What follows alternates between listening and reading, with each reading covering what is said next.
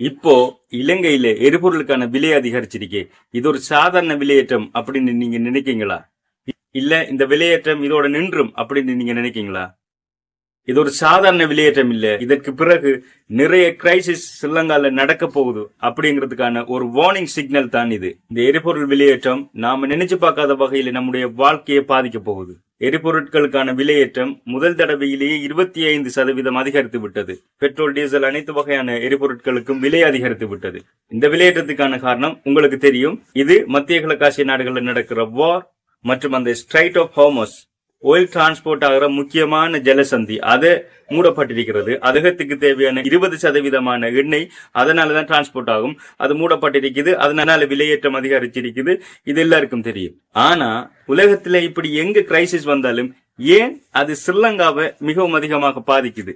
ஸ்ரீலங்கா போன்ற நாடுகள் 100% எரிபொருளை இறக்குமதி செய்வதிலேயே தங்கி இருக்கின்றது. இங்கே எரிபொருள் ரிசர்வ்ஸ் இருக்காது. அதனால உலகத்துல எரிபொருள் டிரான்ஸ்போர்ட்ல சிக்கல் வந்தாலும் அல்லது ஷிப்பிங் காஸ்ட் அதிகமானாலும் அல்லது டொலரினுடைய மதிப்பீடு அதிகமானாலும் அதனுடைய தாக்கம் நம் இலங்கை போன்ற நாடுகளை வந்தடைந்து விடும். எரிபொருள் டிரான்ஸ்போர்ட் நடக்கல, இலங்கைக்கு டிரான்ஸ்போர்ட் வரல, அதனால விலையேற்றம் அதிகரிச்சிருக்கு. இது மட்டும் காரணம் இல்ல.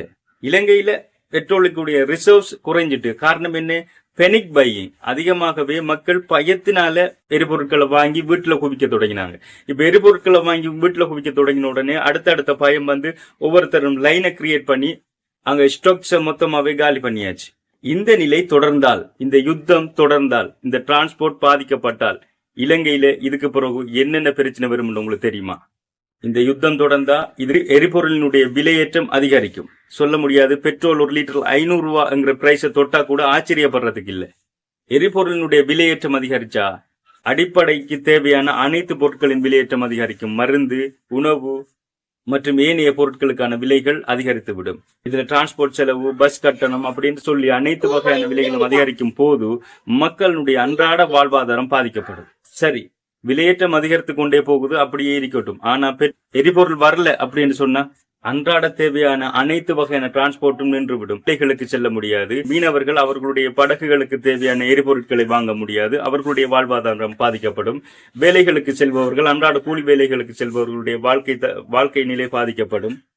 முக்கியமான விஷயம், இந்த ஹாஸ்பிட்டல்ஸ்ல நிறைய எமர்ஜென்சி கேசஸ் வரும். ஆனா அவங்கள ஒரு ஹாஸ்பிட்டல் இருந்து இன்னொரு ஹாஸ்பிட்டலுக்கு அவசர சிகிச்சைக்கு கொண்டு போகணும்னு சொன்னா ஆம்புலன்ஸ்ல ஃபியூவல் இல்லைன்னு சொன்னா அவங்களுடைய வாழ்க்கை நிலை என்ன? அவங்களுடைய உயிராபத்து எந்த அளவு அதிகரிக்கும்? அது மட்டும் இல்ல, பவர் கட்ஸ், எரிபொருள் தடைப்பட்டால் இலங்கை போன்ற நாடுகள் பூராகவும் மின் தடை ஏற்பட்டுவிடும்.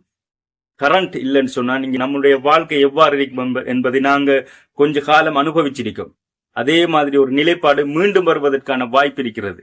அதனால கூட ஹாஸ்பிட்டல்ஸ்ல பல ட்ரீட்மெண்ட்ஸ் செய்ய முடியாது. வீட்டுல நீங்க திருப்தியா வாழ முடியாது. கட்டடங்கள் அதிகமாக இருக்கிற அந்த நகர்ப்புற பிரதேசங்கள்ல மக்கள் அன்றாடம் வசிப்பதற்கே கஷ்டமாக இருக்கும். வீட்டுக்குள்ள இருப்பது கஷ்டமாக இருக்கும்.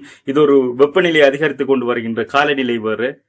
சுருக்கமா சொல்ல போனா இந்த ஃபியூவல் தடைப்பட்டா நம்முடைய மொத்த வாழ்க்கையும் ஸ்தம்பிச்சு நின்றும். அதுக்கு பிறகு ஒவ்வொருத்தருடைய அன்றாட வாழ்க்கை, ஏன் ஒவ்வொரு நாளும் சாப்பிடுறது கூட நிறைய பேருக்கு கஷ்டமாயிரும். அன்றாடம் சாப்பிடுவதற்கு உணவே கஷ்டமானா அடுத்த கட்ட நிலை எங்கு சென்று முடியும்?